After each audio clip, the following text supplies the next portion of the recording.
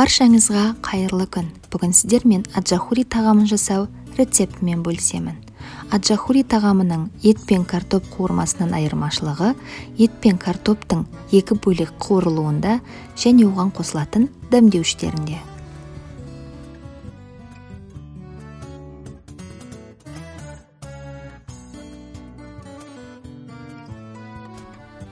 Бізге 800 грамм ет,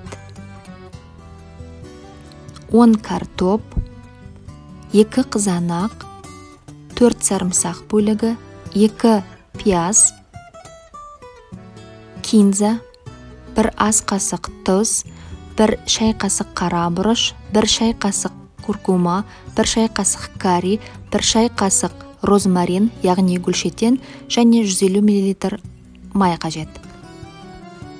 Етті видеода көрсетілгендей үлкен бөліктерге бөліп турап аламыз.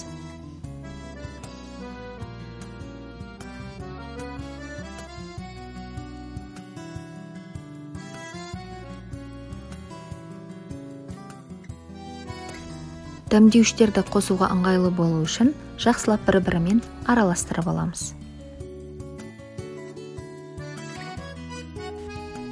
Пиязды жарты сақиналап тураймыз.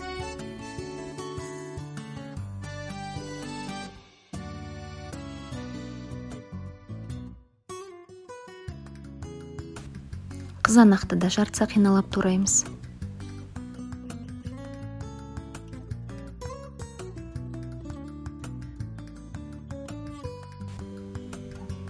Сарымсақ бөліктерін жұқалап турап аламыз.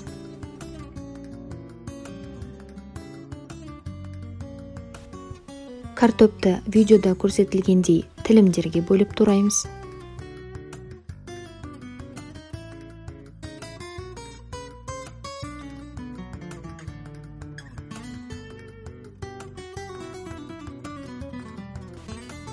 Кинзаны ұсақтап турап аламыз.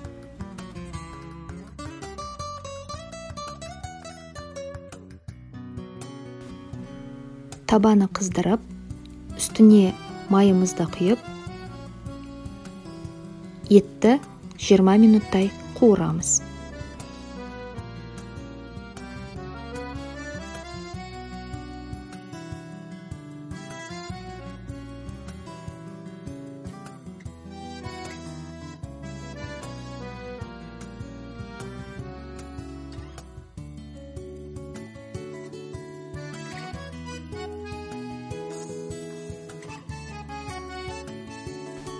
Үстіне дәмдеуіштердің жартысын себеміз.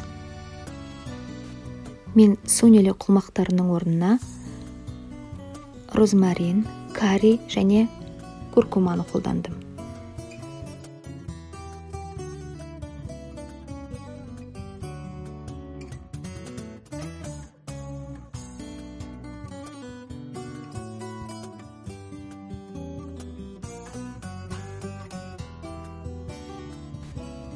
Етіміз қуырылып жатыр. Ет жақсылап қуырылып, әрбір шеті сарғайып қуырылу қажет.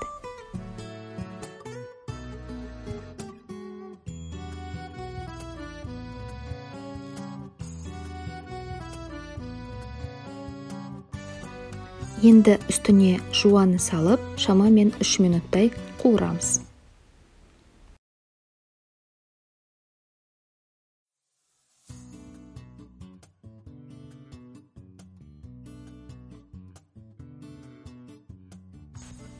Қазанда бұқтырылатын ас дәмді болғандықтан, мен етті қазанға аударып, табаға картопты қуырып аламын.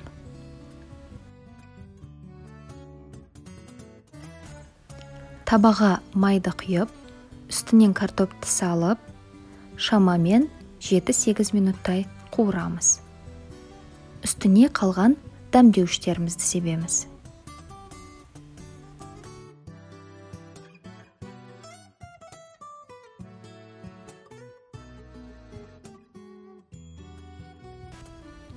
Картоп қуырылып дайын болды.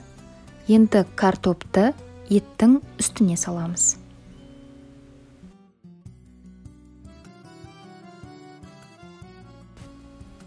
Үстінен сарымсақ пен кинзаны қосып, жақсылап араластырып, шамамен 3 минуттай бұқтырамыз.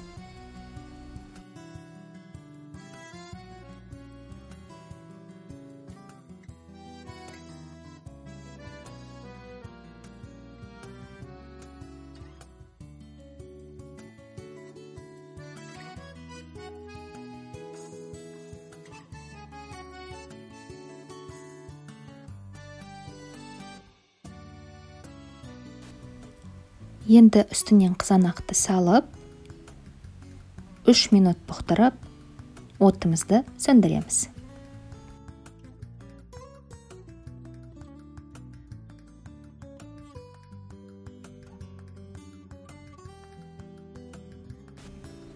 Тағамымыз дайын.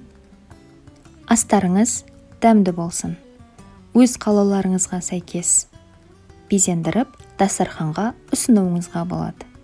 Егер рецепт ұнаса, тіркеліп, лайк басып, пікір қалдыруларыңызды сұраймын.